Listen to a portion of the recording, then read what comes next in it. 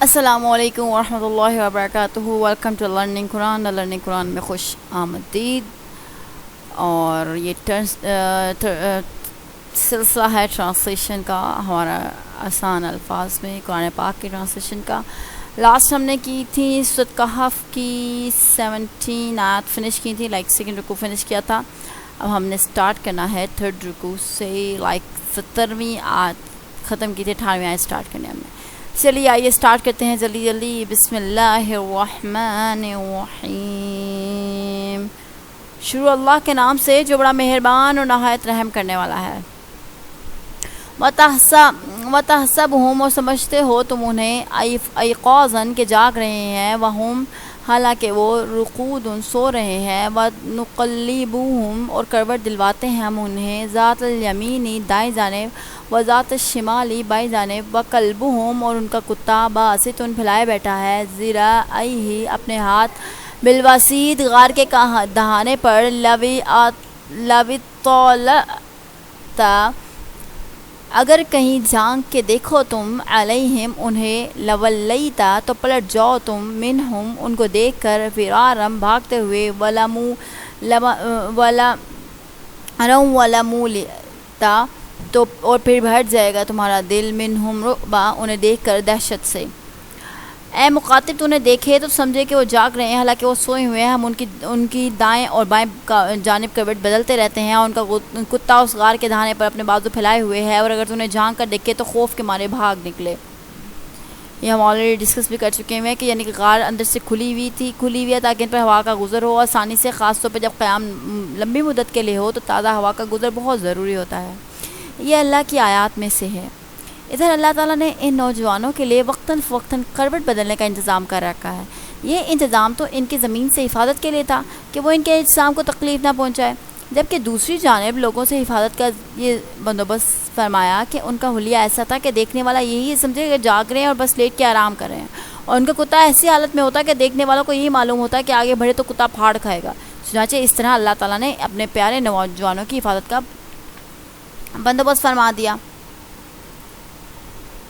وَكَذَلِكَ اور اسی طرح بَعَثْنَاهُمْ اٹھا کھڑا کیا ہم نے انہیں، لِيَتَسَاءَلُوا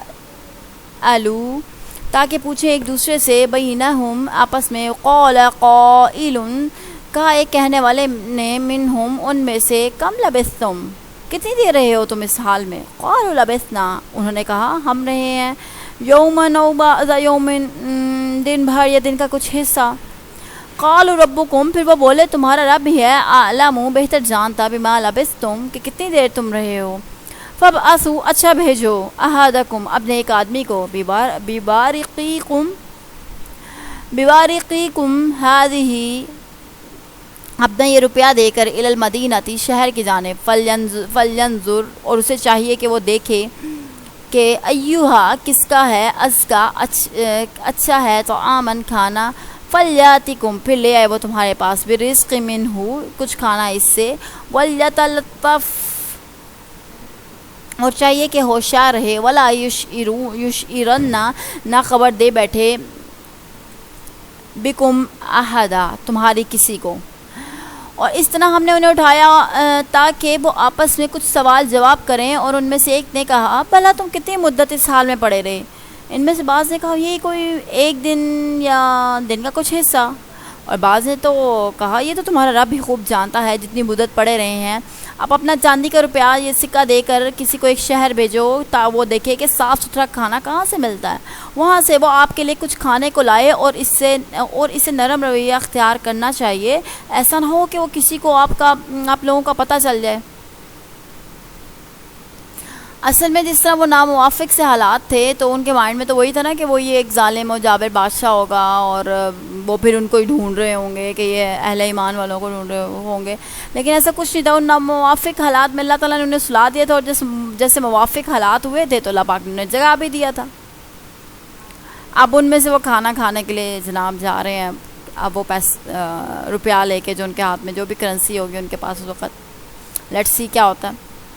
انہم یقیناً یہ لوگ ان یظہروا اگر غالب آ گئے علیکم یرجموکم تم پر تو سنکسار کر دیں گے تمہیں، او یعیدوکم یا واپس لے جائیں گے تمہیں فی ملتہم اپنے دین پر، ولن تفلحوا اور ہرگز نہ پا سکو گے تم اذن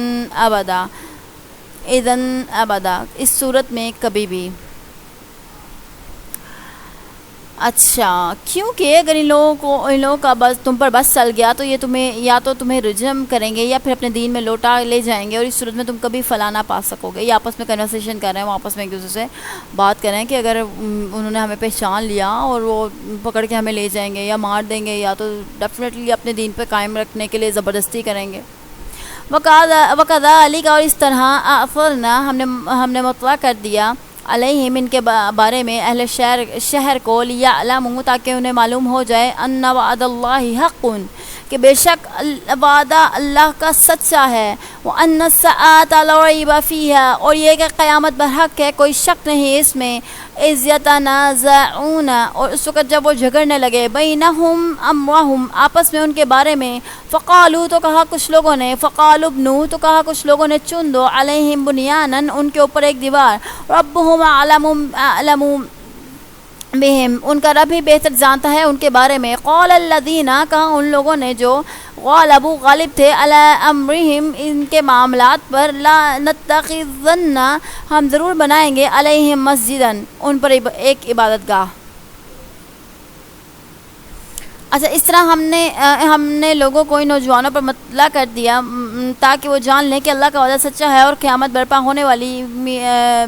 ہونے میں کوئی شک نہیں ہے۔ جب وہ آپس میں ان نوجوانوں کے معاملے میں جھگڑا کر رہے تھے، آخر ان میں سے کچھ لوگ کہنے لگے یہاں ان پر ایک عمارت بنا دو اور ان کا معاملہ ان کا رب بھی خوب جانتا ہے، مگر جو لوگ جھگڑے میں غالب رہے انہوں نے کہا ہم تو یہاں مسجد بنائیں گے۔ اچھا، یہ نوجوان جب شہر پہنچا تو صدیاں بیت چکی تھیں، حالات اکثر بدل چکے تھے، لسان میں بھی کافی حد تک تبدیلی آ چکی تھی، خاص طور پہ جب اس نوجوان پہ یہ شک ہوا کہ شاید انہیں کوئی پرانا دفینہ یا پرانا کوئی دولت کا خزانہ مل گیا تو حکام بالا کو پیش کر دیا۔ اب جب نوجوان نے اس کو وہ سکہ دیا جو اتنا پرانا سکہ تھا، بہت قدیم سکہ تھا، تو اس نے کہا کہ یہ تم نے کہاں سے لیا؟ تو نوجوان کہنے لگا یہ تو میرا اپنا ہے۔ اس نے کہا نہیں، یہ تم نے کہیں سے لیا، تمہیں کوئی خزانہ ملا ہے؟ تو اس نوجوان نے کہا نہیں، مجھے تو کوئی خزانہ نہیں ملا، یہ میرا سکہ میرا اپنا ہے۔ تو وہ جو تھا اس نے کیا کیا، ان لوگوں نے کیا کیا، اس کو نا ان کو حکام والا پہ پیش کر دیا، بادشاہ کے دربار میں پیش کر دیا کہ شاید اس کو کوئی خزانہ ملا۔ انہوں نے تو اس چکر میں پیش کیا کہ اس نوجوان کو کوئی خزانہ ملا ہے، تو کیونکہ یہ بڑا قدیم سکہ تھا اور یہ تو بڑے کئی سو سال پہلے چلا کرتا تھا۔ اس نے نوجوان نے پوچھا بھی، نوجوان نے کہا کہ یہ تو بہت پرانا سکہ ہے۔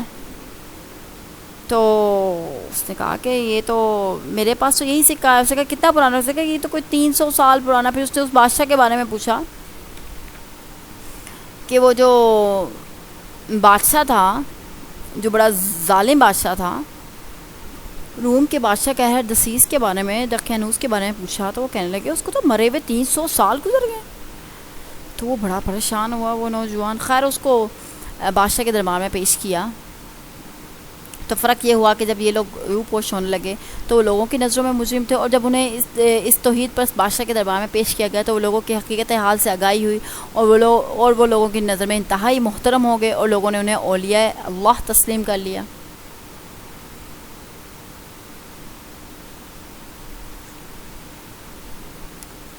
تو یہ اللہ کا وعدہ جو ہوتا ہے نا، وہ بے شک اللہ کا وعدہ سچا تھا۔ اللہ تعالیٰ نے ان نوجوانوں کو پناہ دی۔ لوگوں کو جب اصحاب کہف کے بارے میں جب علم ہوا تو اس زمانے میں بس بعد الموت کے بارے میں کچھ شک و شبہات پائے جاتے تھے لوگوں کو کہ یہ روحانی ہوگا یا جسمانی ہوگا۔ چنانچہ اس واقعے کے بعد بحث بعد الموت کے بارے میں قطعی دلائل فراہم کر دیے گئے تھے۔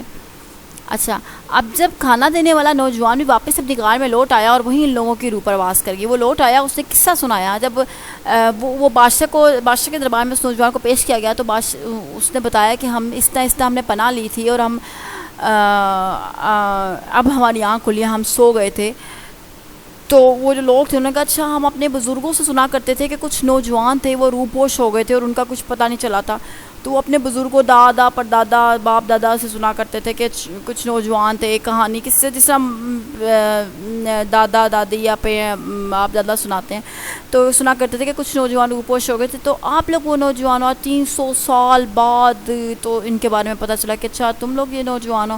پھر وہ بادشاہ چونکہ وہ مسلمان تھا، وہ بادشاہ وہ بادشاہ آلریڈی مسلمان ہو چکا ہوا تھا، تو اس نے کیا کیا، توحید پرست بادشاہ تھا، اس نے کہا مجھے وہاں لے چلو. وہ گئے تو وہ سارے کافی لوگ مل کے چلے گئے دیکھنے کے لیے اصحاب کہف کو. تو جب غار کے باہر کھڑے ہوئے وہ نوجوان اندر گیا، اس نے آ کے اپنے سارے اصحاب کہف جتنے تھے ان سب کو بتایا کہ یہ قصہ ہے، یہ ہوا ہے. تو انہوں نے ایک دوسرے کو سلام کیا اور اس کے بعد ان کی روح پرواز کر گئی اور وہ چلے گئے، فوت ہو گئے. حضرت عائشہ رضی اللہ تعالیٰ عنہ فرماتی ہیں کہ ام حبیبہ اور ام سلمہ رضی اللہ تعالیٰ عنہ نے آپ سے ایک گرجے کا ذکر کیا جس سے انہوں نے حبشہ میں دیکھا تھا، اس میں مورتیں رکھی ہوئی تھی. آپ صلی اللہ علیہ وسلم نے فرمایا کہ ان لوگوں کا طریقہ تھا کہ جب اس میں کوئی صالح آدمی مر جاتا تو اس کی قبر پر مسجد بنا لیتے اور اس میں مورتیاں رکھتے. یوم قیامت یہ لوگ اللہ کے ہاں سب مخلوق سے بدتر ہوں گے. تو یہ مطلب اب ان میں وہ جو لوگ تھے ان لوگوں کا یہ طریقہ تھا، کیونکہ انہوں نے مان لیا کہ یہ ایک اللہ کے نیک بندے تھے اصحاب کہف. تو ان میں نا دو گروہ بن گئے. ایک کہنے لگے جی کہ ہم تو یہاں پہ ان کے وہ ایک عمارت بنا دیں گے. دوسرے کہنے لگے نہیں جی ہم تو یہاں مسجد بنا دیں گے. تو یہ جو سا تھا نا یہ ان لوگوں کا کوئی میں آپس میں ان میں بحث چھڑ گئی.